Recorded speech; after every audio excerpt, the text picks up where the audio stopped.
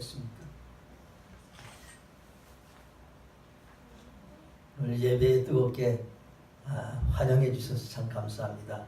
하나님께서 오늘 예배에 임재하시고 또 영광을 받으시고 우리 예배 풍성한 은혜를 더하여 주실 줄로 믿습니다. 사도행전을 기록하신 분은 누가입니다.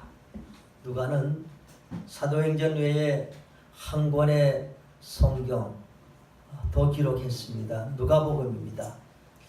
누가복음과 사도행전 두 성경을 기록했는데 성경을 두 권이나 기록한 목적은 한 사람에게 그 성경을 헌정하기 위해서 드리기 위해서 성경을 기록을 했습니다. 성경을 기록하는 일은 방대한 작업입니다. 누가는 예수님의 제자도 아니었습니다. 이스라엘에 살지도 않았습니다. 그런 그가 성경을 기록하기 위해서 수많은 노력들을 했죠. 예수님의 행적을 가르치심을 알기 위해서 많은 사람들을 만났습니다. 그 이야기를 듣고 또 예수님의 말씀이 구전으로 전해오는 것을 그래서 알기 위해서 수많은 사람들을 만났고 자그마한 문서라도 있으면 그 수집해서 성경을 기록을 했습니다. 복음서를 기록을 했습니다. 그리고 나서 또 사도행전을 기록을 합니다. 이 사도행전을 기록한 것도 역시 한 사람을 위해서 누가복음에도 보면 데오빌로라는 한 사람 로마의 고위 관료인 데오빌로에게 또 오늘 사도행전에도 제일 처음 데오빌로 한 사람에게 성경을 드리기 위해서 사도행전을 기록합니다. 사도행전 역시 많은 수고와 노력 30여 년간에 예수님께서 승천하신 후에 초대교회가 세워지고 사도 바울이 순교하기 전까지 30여 년의 초대 기독교 역사, 선교 역사를 기록을 한 것입니다. 바울과 함께 선교한 그런 시간도 있었지만 바울과 떨어져 있는 시간까지 또 바울 이전의 초대교회 역사까지 많은 자료들을 수집을 해서 이 성경을 기록을 했습니다. 상당히 힘들고 어려운 일이죠. 왜 그렇게 기록을 했는가 하면 그 로마의 관리인 데오빌로가 예수를 영접했습니다. 예수를 믿게 되었습니다. 초신자가 되었습니다. 그래서 이 초신자를 성숙한 그리스도인으로 교육하고 훈련하기 위해서 누가복음을 기록을 했어요. 그리고 나서 이 데오빌로가 성숙한 그리스도인이 된 다음에 또 그리고 성숙한 그리스도인은 어디까지 헌신해야 되는가, 어느 자리까지 가야 되는가를 가르치기 위해서 사도행전을 기록하는 것입니다. 성숙한 그리스도인이 가야 할 자리, 성숙한 그리스도인의 그 사명은 땅끝까지 이르러 예수 그리스도의 복음의 증인이 되는 것입니다. 그러기 위해서 데오빌로를 교육하기 위해서 사도행전을 기록하게 된 것입니다. 선교라는 것은 굉장히 중요한 것입니다. 선교는 해도 되고 하지 않아도 되는 것이 아닙니다. 주님께서는 우리에게 명령하셨습니다. 지상명령입니다. 오늘도 1장 8절에 오직 성령이 너에게 임하시면 예루살렘과 온 유대와 사마리아와 땅끝까지 이르러 내 증인이 되리라. 주님 이렇게 말씀하셨습니다. 그러기에 예수 그리스도를 구주로 영접한 하나님의 백성들은 선교의 자리까지 가기를 주님께서 우리에게 명령하십니다. 교회 역시 마찬가지입니다. 선교는 해도 되고 하지 않아도 되는 것이 아니라 교회의 존재의 목적은 선교입니다. 불이 타지 않으면 불이 아닙니다. 교회가 선교하지 않으면 선교하기 위해서는 교회가 아니라고 정의를 하고 있습니다. 그리고 교회 역사를 보더라도 우리 한국교회 역사는 교회가 성장해서 선교한 것이 아니라 선교함으로 해서 교회가 성장을 했습니다. 이처럼 선교라는 것은 주님께서 오늘 우리에게, 나에게, 우리 교회에게 주신 지상명령입니다. 그러기 위해서 오늘 누가가 두 성경을 기록을 했습니다. 그런데 성경 기록한 목적은 한 사람을 위해서, 정말 한 사람을 성숙한 그리스도인으로 선교의 자리까지 이 교육하는 것은 성경 두 권을 기록하는 것과 더 귀한 일인 것입니다. 그만큼 한 사람이 참 중요한 것입니다. 우리 속담에도 천리길도 한 걸음부터, 큰 일을 해도 한 걸음부터 시작합니다. 하나님의 나라가 얼마나 원대합니까? 아까 우리 목사님 말씀에 그 바이블을 놓고서 모든 사람, 많은 사람들이 세워지는 그 교회도, 그 큰 교회도 결국 한 사람부터 시작이 되는 것입니다. 하나님 나라는 한 사람으로 시작이 됩니다. 예수님께서도 성경에 보면 한 사람을 중시하고 있습니다. 한 드라크마를 찾으러 나갑니다. 한 잃어버린 한 장을 찾으러 나가십니다. 잃은 한 아들을 찾아 나가십니다. 그리고 주님께서는 한 사람에 관심이 있어서 어떤 위험과 어려움이 있어도 한 사람을 찾아가셔서 그 한 사람을 부활하시는 주님이십니다. 그러기에 목회는 한 사람이 참 중요합니다. 교회도 한 사람이 중요한 것입니다. 오늘 나에게도 한 사람이 중요한 것입니다. 그 한 사람 한 사람, 그 사람이 하나님 나라에 소속한 사람입니다. 저는 한 20여 년 전에 교회를 개척을 했습니다. 교회를 개척했을 때에 저희 비전을 100명의 선교사 파송, 1000명의 평신도 사역자 양성, 이렇게 해서 주보에다가 딱 써놨어요. 얼마나 교회를 개척하면서 이런 꿈을 하나님이 주신다는 것이 얼마나 감사한가 생각하면서 하나님께서 이 일을 이루어 주실 줄로 믿습니다 라고 그 주보 앞에다 딱 써놓고, 그리고 교회 개척에서 목회를 시작을 했습니다. 보면 사실 보통 사람들이 그 비전으로 기록하는 그런 꿈이 아니죠. 엄청난 것인데 그런 믿음이 저에게 있어서 이거 하나님께서 저에게 주신 것이고 하나님 반드시 이루어 주실 것입니다 라고 믿고서 교회를 시작을 했습니다. 근데 제가 그렇게 큰 비전을 가지게 된 것은 제가 사회생활을 했기 때문에 43살에 장로의 신학대학원에 입학을 했습니다. 그 사회생활을 10수년을 했지요. 사회생활 10수년 하는 가운데 회사를 설립을 하고 또 회사를 경영을 했습니다. 그때 제가 회사를 설립하면서 회사의 이름을 제세산업이라고, 제세라고 썼어요. 세상을 제패하겠다. 아니, 남자가 사업을 시작하면 온 세상을 제패해야지 조그만 회사 하나는 만족할 수 없다라고 생각해서 제세라고 이름을 지었어요. 참 열심히 했습니다. 정말 세상을 돌아다니면서 참 열심히 사업을 했어요.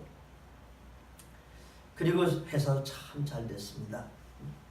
제가 아마 한국의 목회자들 중에서는 제일 돈을 많이 벌어본 사람일 거예요. 하루에 100억 이상을 벌어본 적도 있습니다. 그처럼 회사가 참 잘 되어서 많은 회사들도 인수하고 그 아주 이름 있는 그룹 회사까지 되었습니다. 제 나이 또래의 회사 생활을, 직장 생활을 한 사람들은 저희 회사를 모르는 사람이 아무도 없었을 것입니다. 그처럼 회사 참 잘 돼가지고 그렇게 회사가 경영이 참 잘 됐고 많은 사람들의 선망의 대상이 되는 그런 회사였습니다. 그런데 어느 날 회사가 부도가 났어요. 뱅크럽이 됐습니다. 모든 일들이 세우는 것은 엄청난 노력이 들어가지만 무너지는 한순간입니다.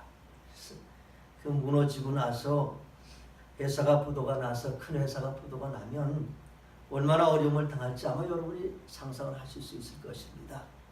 1년 동안의 그 무진 고통을 당했습니다. 그 고초는 이루 말할 수가 없을 정도의 그런 고초를 당했습니다.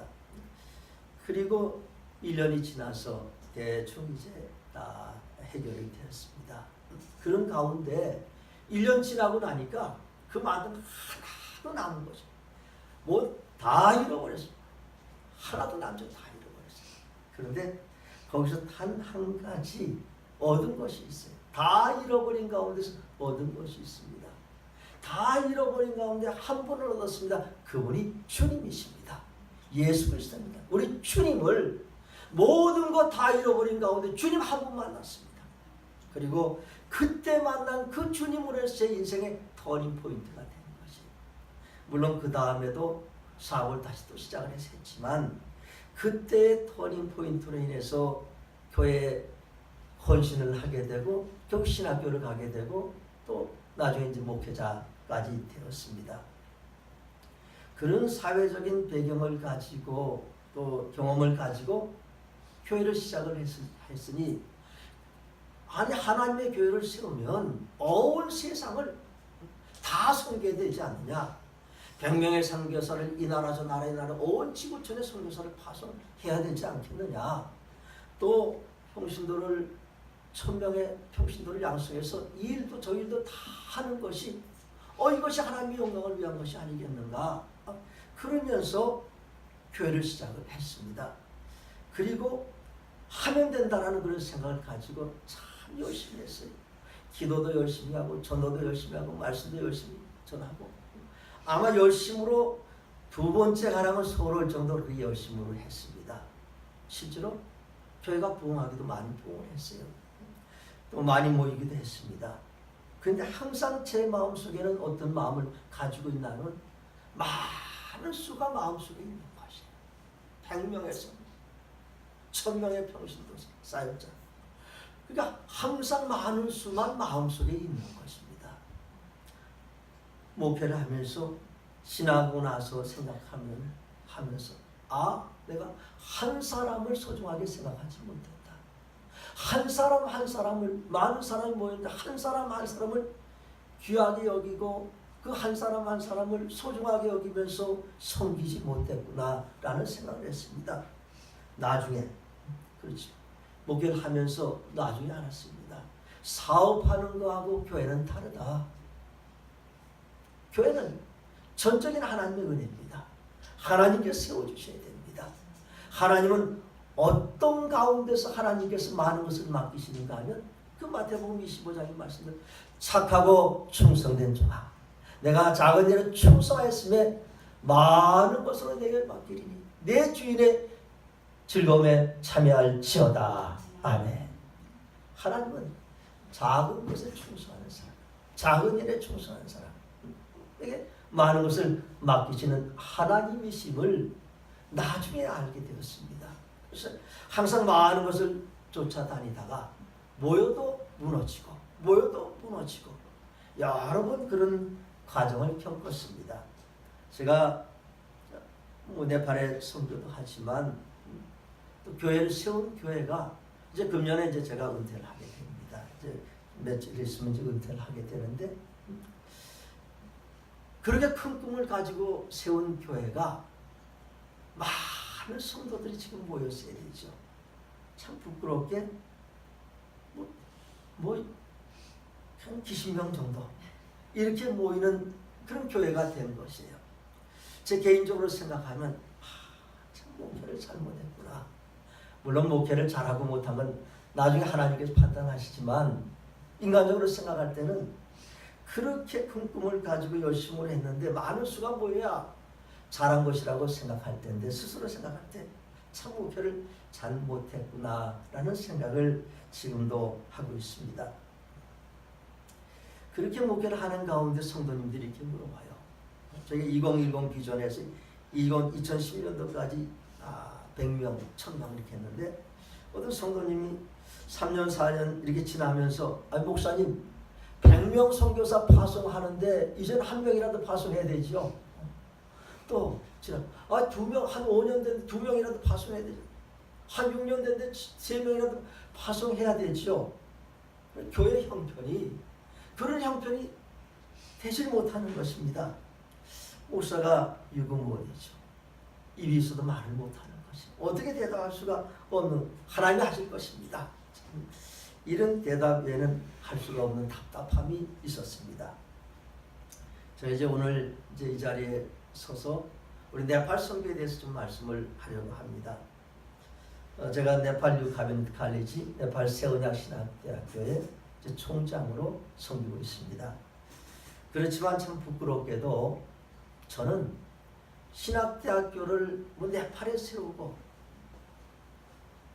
그렇게 하기 위해서 한 번 계획 세워본 적도 없고 그런 꿈을 가진 적도 없고 또 그렇게 기도해 본 적도 없습니다.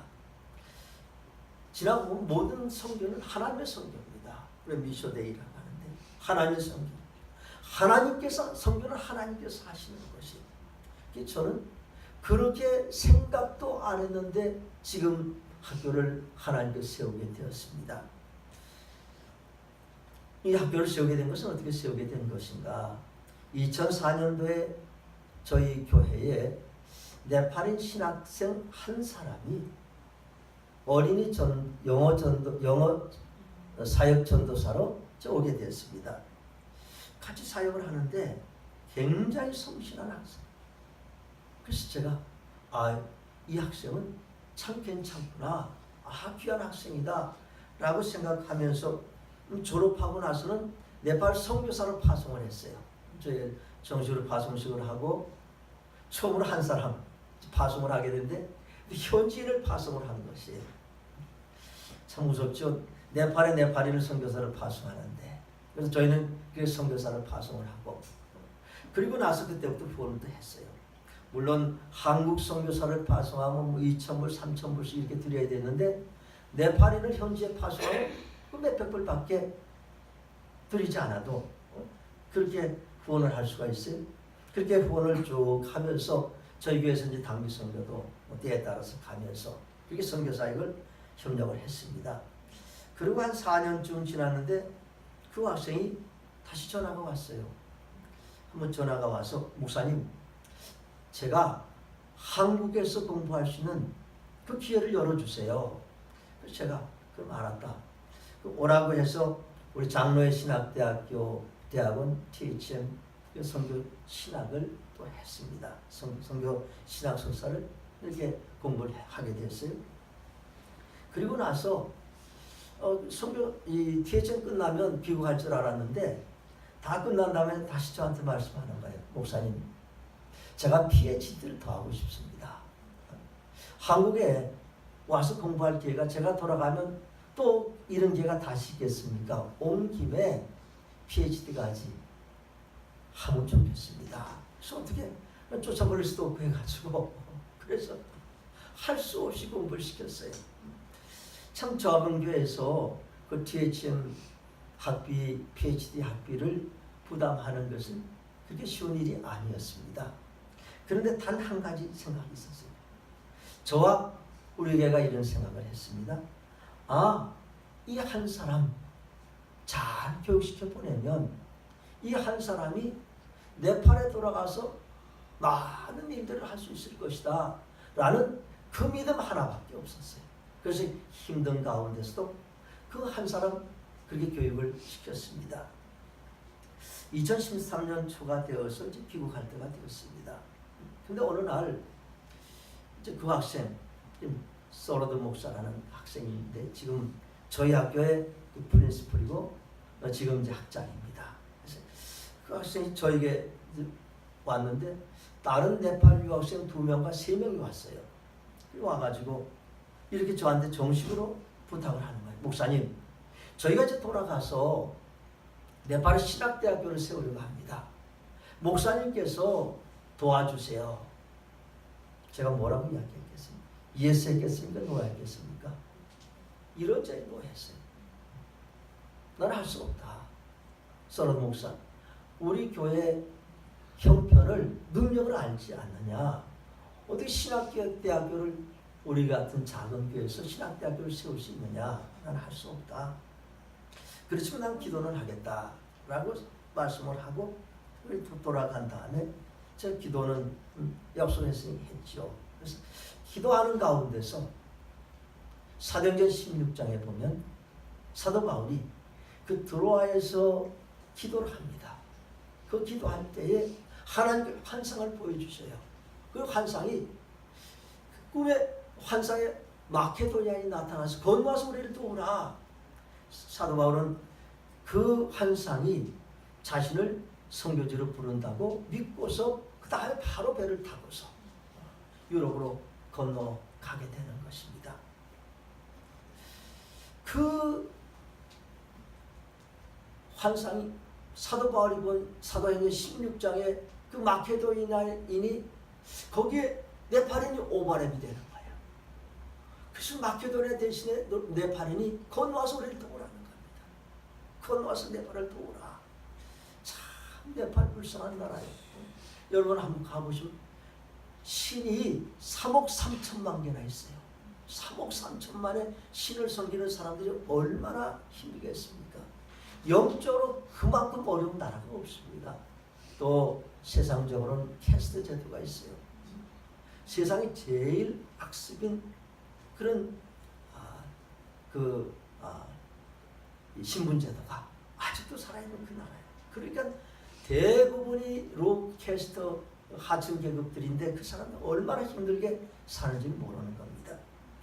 그렇게 건너와서 네팔을 도우라 하는데 그 네팔 갑자기 네팔 영혼들이 그렇게 불쌍한 것이 그 때문에 이렇게 보이는 겁니다. 네팔을 좀 알기 때문에. 그러면서 제가 어떤 생각을 했는가 하면 20세기의 최고의 역사학자 아놀드 토인비가 그의 역사 연구에서 사도 바울이 유럽으로 건너간 그 배를 이렇게 기록했어요. 사도 바울이 타고 간 이력 편지에 유럽 2000년의 역사와 문명을 싣고 갔다라고 기록을 한 거예요. 사도 바울은 그냥 그 당시에 유럽의 제일 끝인 그리스에 들어가서 거기서 그냥 복음 전했어요. 얼마나 수많은 곳에 막 감옥에 갇히고 매 맞고 그런 어려움을 당하면서 그냥 복음 전한 것이 거기서. 그런데 그래서 그랬죠. 근데 2000년 동안의 유럽의 역사가 변화된 것입니다. 그 기독교가 복음이 들어가서 온 유럽이 기독교 국가가 다 되고 복음으로 변화가 되고 기독교 역사가 세워지는 것이고 기독교의 문화, 문명, 그래서 유럽이 리딩 컨트리, 세계 지도자 국가가 된 것입니다. 그걸 또 생각하면서 그래 2000년 후에 누가 역사를 기록할 때에 권승일 목사가 가져간 그 복음이 네팔 2000년의 역사 문명을 바꿨다라고 기록될지 어떻게 알 수 있겠는가 라는 생각을 하면서 제가 가기로 결정을 했어요. 그래서 이제 갔습니다. 가가지고 개교식을 했어요. 개교식을 하고서 아주 성대한 개교식을 잘했죠. 그리고 이제 돌아왔습니다. 그 돌아와서부터 그때부터 당한 고초는 이루 말할 수가 없는 것이. 여러분 고초 중에 제일 큰 고초가 인생을 살아가시면 제일 고초는 뭐예요? 물질의 고초죠. 재정적인 고초입니다. 돌아와서부터 네팔의 청구서가 날라오는데 목사님, 총장님, 이제 총장이 됐어요. 총장님, 우리 의자 사야 됩니다. 책상 사야 됩니다. 칠판 사야 됩니다. 그리고 주방을 만들어야 되는데 그냥 키친 주방 도구들, 주방 기구도 사야 됩니다. 냉장고 사야 됩니다. 기숙사 만들어야 됩니다. 또 기숙사에 그 베드도 쭉 설치를 해야 됩니다. 전기도 잘 안 들어오니까 솔라 시스템도 해야 됩니다. 학생들 다 학교에서 지어고 먹이는 것이 그 학생들 다 먹여야 되는 것이죠. 또 때가 되면 교수들 봉급도 줘야 되잖아요. 학교 임대료도 줘야 되지 않습니까? 근데 학교를 세울 때 이런 안정 준비를 안 한 것이에요. 이런 무모한 사람이 어디 있어요? 참 무모한 것이죠. 근데 하나님께서 부르시면 인간의 총명이 무색해져요. 저도 사업을 하고 계획도 다 세우고 재정 계획도 세울 수 있는 사람인데 그때 붙들려 갈 때는 아무런 생각이 없었어요. 그냥 이게 하나님이 세우시게 하시는구나. 그래서 가서 세운 것뿐이에요. 그 다음에 돈이 얼마나 필요한지 생각도 못하는 겁니다.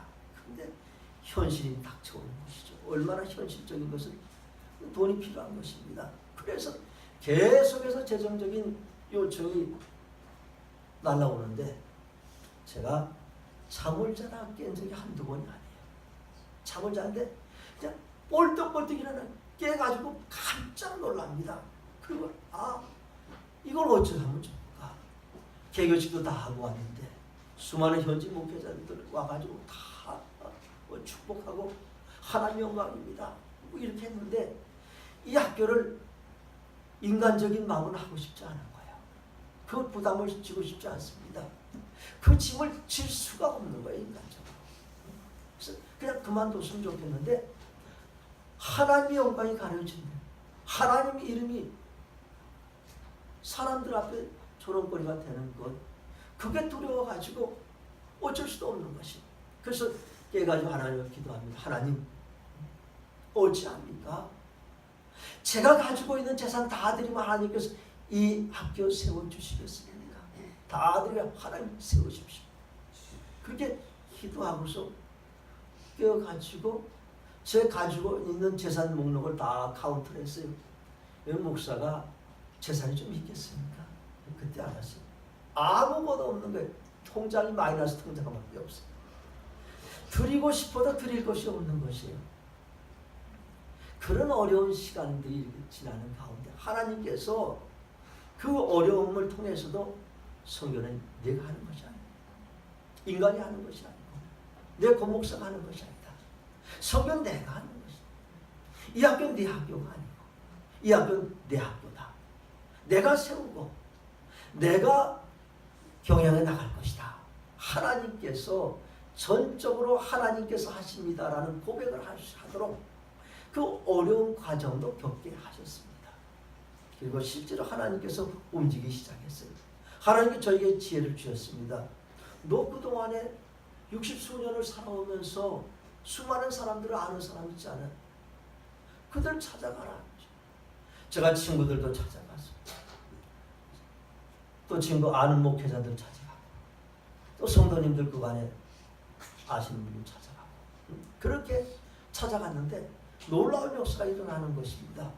제가 가서 만나는 사람들을 다 그분들이 제가 선교 비전을 나누면 목사님 저도 동참하겠습니다. 저도 함께 동역하겠습니다. 수많은 사람들이 그렇게 참여를 하게 되는 것이에요. 여러분, 사람이 인간적으로 요청을 해가지고 한 달에 10만 원씩, 20만 원씩, 30만 원씩 그 이상을 매월 그렇게 헌금한다는 것은 인간적으로는 될 수 없는 일이에요. 그런데 제가 가서 이야기를 해서 제가 설득하는 것이 아니죠. 성령께서 저들의 마음을 감동시키시고 하나님의 선교사에게 동참시켜 주셨습니다. 그래서 지금 현재 한 30개 교회 이상이 참여를 하고 한 50여 명의 성도님들이 참여를 해서 러브 네팔 미션이라는 선교 단체를 만들어서 운영하기까지 여기까지 이르게 된 것입니다. 그러니 제가 총장이라도 할 말이 없어요. 제가 하는 것이 아니라 모든 건 다 하나님께서 하십니다. 그렇습니다. 성경은 하나님은 하나님께서 하시는 것입니다. 그렇게 학교를 세웠습니다. 근데 학교를 세우는 것도 우리가 어디다 세우는 것이 아니에요. 하나님께서 하나님의 신학교이기 때문에 하나님께서 세우시기를 원하시는 걸 하나님이 세워주셨어요. 저희는 카트만두에 세우지 않았습니다. 하나님께서 카트만두 400만 도시예요. 제법 큰 도시죠. 그 수도 카트만두 세우지 않고 520km 떨어진 동남쪽에 차로 14시간 가는 그 거리에 아주 작은 20만 정도 되는 그 도시에 거기에 학교를 세우게 하셨습니다. 학교를 세우러 갈 때에 카트만두에 있는 선교사들이 저한테 이런 이야기를 해서 고 목사 반드시 실패합니다. 그 시골 그 도시에 가서 어떻게 학교를 세우느냐, 어디서 교수들을 청빙할 신학 교수들을 청빙할 수 있겠느냐, 어디서 학생들을 모집할 수 있겠는가. 근데요, 놀랍게도 지금 저희 학교 교수들이 13명입니다. 근데 네팔인들이 있고 또 인도에서도 하나님께서 보내주셨고, 네팔인도 카트만두 여러 곳에서 하나님 준비하신 교수들 보내주셨고, 인도에서도 하나님께서 보내주시고, 또 미국에서도 보내주셨어요. 그렇게 가지고 교수들 하나님께서 보내주시는 것이에요. 한국 교수들 아직 계시지 않고, 또 우리 있는 지역은 한국 사람이 한 사람도 없어요. 그러니까 한국의 선교사들이 카트만두에 한 300여 명 그 중심으로 있는데, 우리는 멀고 시골이기 때문에 한국 사람이 한 사람도 없어요. 거기다가 하나님께서 세우게 하셨어요. 그리고 한국 교수님들은 그 대신에 때에 따라서 필요한 교수들을 하나님께서 보내주시는 것입니다. 우리 김성철 목사님이 이제 12월 달에 저희 학교 와서 강의를 하시게 되는 것이, 우리 신대원 동기예요. 3년 동안 우리 신학교를 같이 다녔죠. 같은 클래스에 있었어요. 잘 알죠. 그런데 졸업하고 나서 20수년을 한 번도 만난 적이 없어요. 그래서 아까 말씀하셨듯이 동기 목사 아들 결혼식에 가서 거기서 만나기 최근에 만났습니다. 그래서 만나서 제가 그 목사님 잘 아시죠. 하여튼 음악에 대해서는 전문가시고 또 많은 시경과 또 경험이 있으시고 잘 가르치는 거 알고, 그렇게 돼가지고 만나서 네팔 선교에 대해서 서로 나누게 된 것입니다. 하나님이 꼭 필요할 때는 꼭 필요한 분을 만나게 해준 하나님이십니다. 네팔은 음악 교육이 없어요. 초중고 대학교에 음악 수업이 없습니다. 그러게 음악 선생님도 없어요. 교수도 없습니다. 누구도 현지인으로 음악을 가르칠 사람이 없어요. 그래서 저희는 신학교이기 때문에 음악이 필요하지 않습니까? 나름대로 이렇게 저렇게 이렇게 가르치고 있는데, 이번에 하나님 아주 귀한 목사님을 만나게 해주시고, 그리고 참 보내주시고, 참 이 모든 것이 보면 필요할 때 하나님 필요한 분을 꼭 만나게 해주시고, 뭐 재정적으로 필요할 때는 재정적으로 도움이 되는 분을 만나게 하시고, 가르침이 필요할 때는 가르침이 필요하신 분을 만나게 해주고, 그래서 전적으로 하나님이 학교를 세워 가십니다. 그리고 학생들을 시골에서 어디서 학생들을 모집하느냐? 저희 놀랍게도요, 저희 학생들이 어디서부터 오냐? 에베레스트 산 밑에서도 와요. 자, 티베트 쪽에서도 와요. 수천 메터 산 골짜기에서 거기서 또 학생들이 오는 것이에요. 상상을 초월합니다. 하나님께서 보내시니까 그 골짜기에서 오는 것이. 그래서 현재 벌써 2번 졸업식을 하고, 현재 68명의 재학생이 있고, 대학원생이 10명이 있고, 어린아이들 방과후 교사 한 100여 명 저희가 교육을 하고 있고, 목회자, 현지 목회자하고 현지 목회자 후보생들 한 230여 명 이렇게 교육을 시키고, 이제 한 400여 명 이상을 교육시키는 아주 큰 교육 공동체가 세워진 것입니다. 그리고 저희 이제 학교도 이제 국제적으로 다 인정을 받아서 국제신학교협의, 아시아신학교협의 다 가입을 하게 되었고, 이제 졸업한 학생들이 벌써 이제 학부생은 1기 졸업했습니다. 대학원은 2기 졸업했는데, 이제 학부생 1기 졸업생들이 벌써 8개 교회를 개척을 했어요. 그리고 졸업생들 중에서 인도로 가고, 또 한국에 와서도 3명이 와서 유학을 가서 있고, 오늘 이 자리에 제가 데리고 왔어요. 우리 1기 졸업생 미카엘 라이라는 장로의 신학대학원에 앉아 있어요. 장로의 신학대학원에 와서 지금 교육을 이렇게 하고 있습니다. 그러면서 저희 학교의 수준이 어느 정도 되냐 하면, 그냥 뭐 네팔 시골에 있는 대학교라고 생각하시지만 사실 그렇습니다. 그런데 이제 저 학생을 장로의 신학대학교 대학원 기독교 교육학과에 이제 학교에서 입학허가를 해서 입학을 했습니다. 첫 학기 수업을 하는데 저도 걱정을 했고 본인도 걱정을 했습니다. 이 학교에 와서 공부를 과연 잘할 수 있을까? 저희가 그 레퍼런스가 기준이 없어요.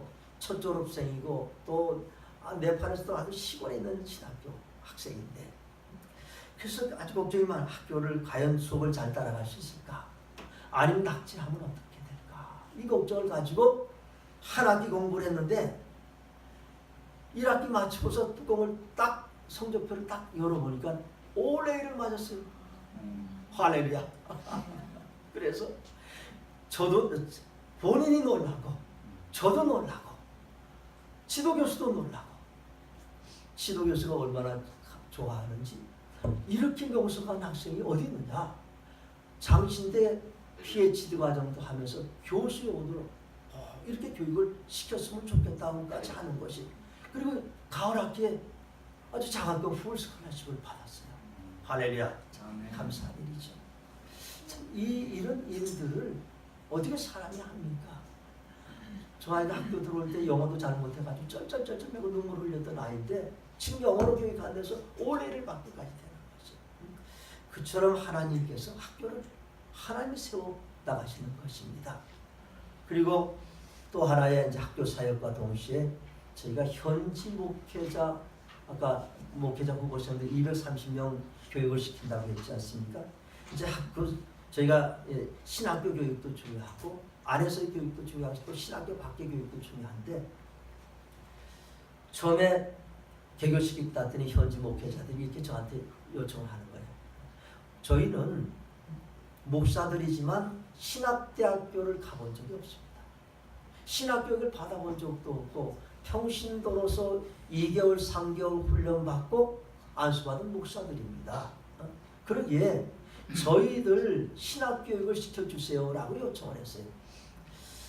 아니, 혹시 여러분 중에서 목사 안수받고 싶으신 분 계세요?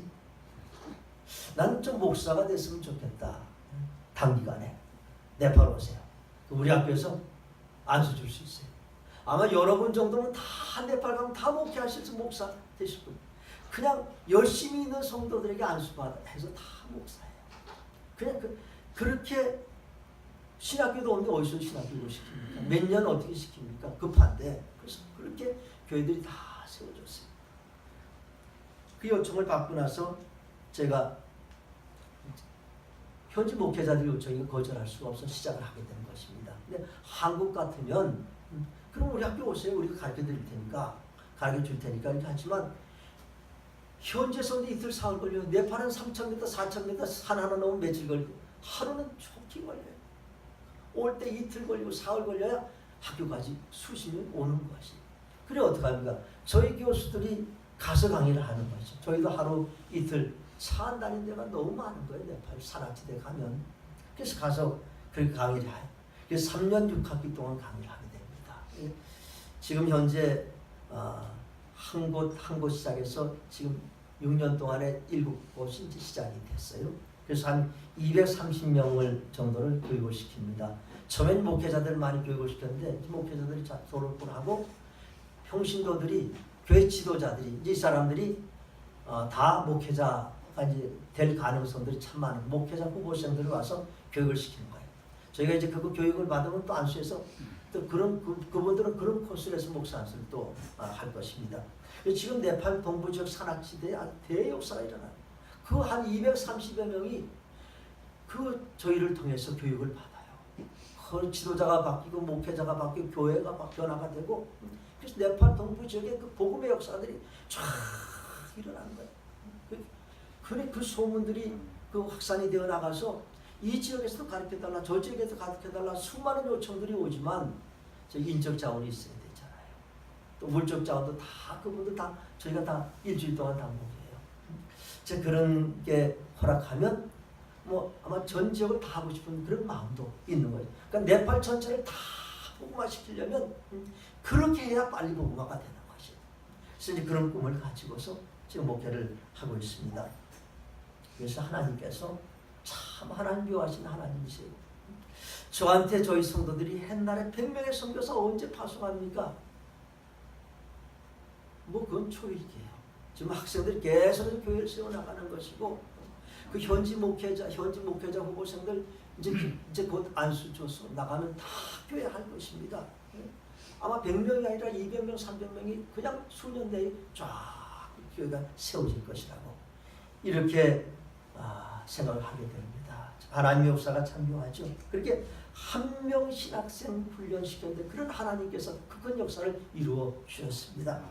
그리고 한 가지 더 말씀드리면, 이제 저희 하나님 은혜 주셔서 지금까지 이제 교회 임대해서 학교 임대해서 두 동을 썼는데 2,200평 부지도 주시고 거기다가 3층짜리 700평 본 건물을 이제 건축해서 골조공사 다 끝났습니다. 그리고 100평 셰프홀도 이제 골조공사 다 끝났습니다. 저희가 기도하기는 금년 말까지 준공했으면 좋겠다고 기도를 합니다. 그렇지만 다 이게 모금이지 않습니까? 제가 모금하러 다니면 아니 목사님 그렇게 무모하신 분이 어디 있어요? 학교 건축하는데 그렇게 돈이 많이 들어가는데 재정도 준비 안 하고 시작하신 분이 어디 있어요? 근데 하나님의 학교는 하나님 세우십니다. 지금까지 하나님께서 때에 따라서 공급해 주시면서 이렇게 이것을 철저하게 사람이 하는 것이 하나님이 하시는 것을 이렇게 깨닫게 하십니다. 또 저희가 농업 프로젝트를 시작을 해요. 농장을 경영을 하는데 그걸 시작한 것도 언제까지나 한국교회가 후원해서 신학교를 세울 수는 없지 않습니까? 그래서 어제든지 자의파를 생각하면서 시작한 게 농업인데 네팔 농업국가인데 농사를 통해서 그 수익을 창출해서 학교 경영에 도움을 주겠다 생각해. 얼마만큼 될지는 모르지만 이미 이제 개관을 해서 이제 가을 10월 달 되면 비닐하우스 재배해서 정식 농작물 재배하려고 해. 그를 위해서 저희가 한국 안성에 있는 국립환경대학에 그 농가대학에 한 명 학생도 봄학기에 농업연수를 시켜서 이제 9월 달에 보냈어요. 그리고 국립환경대학 기술 지원을 계속해서 해주기로 했습니다. 그 10월 달 되면 이제 전문가들이 또 들어가서 정식으로 이제 한국 종자를 가져가서 화종해서 농사를 비닐하우스 재배를 시작할 겁니다.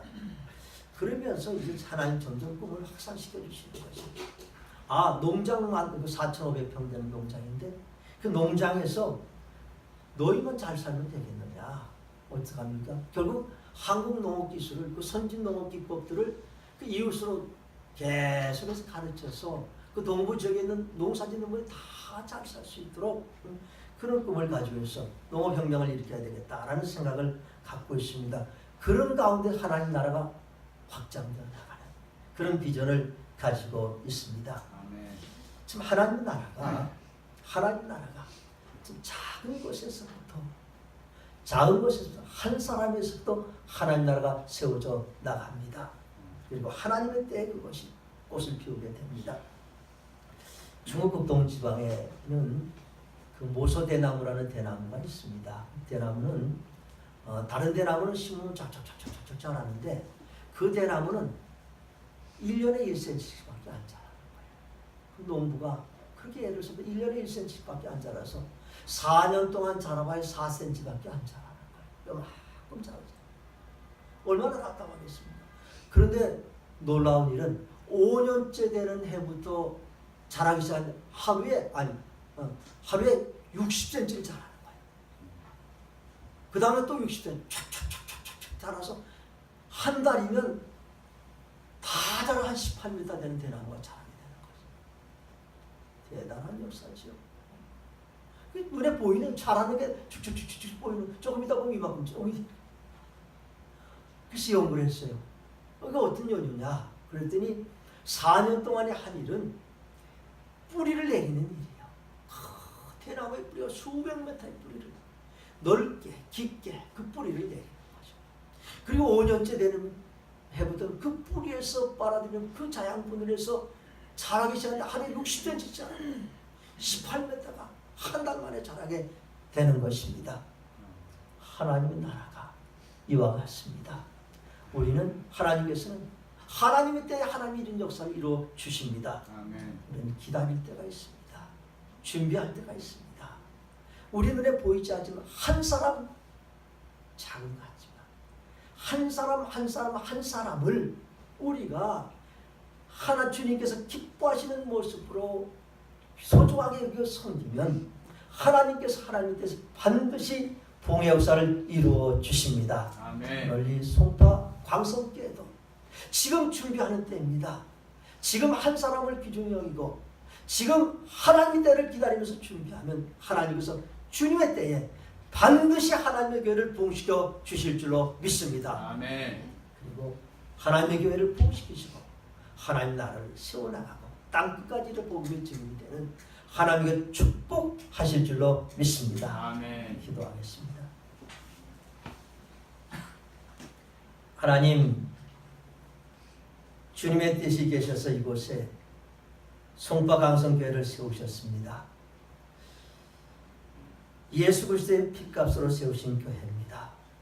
하나님, 이 교회를 세우실 때는 이 교회를 통해서 죽어져가는 많은 영혼들을 구하며, 이 지역의 영혼들을 구하며, 이 지역의 생명의 등불이 되게 하시며, 또 그 빛을 온 지구촌 그 많은 나라들까지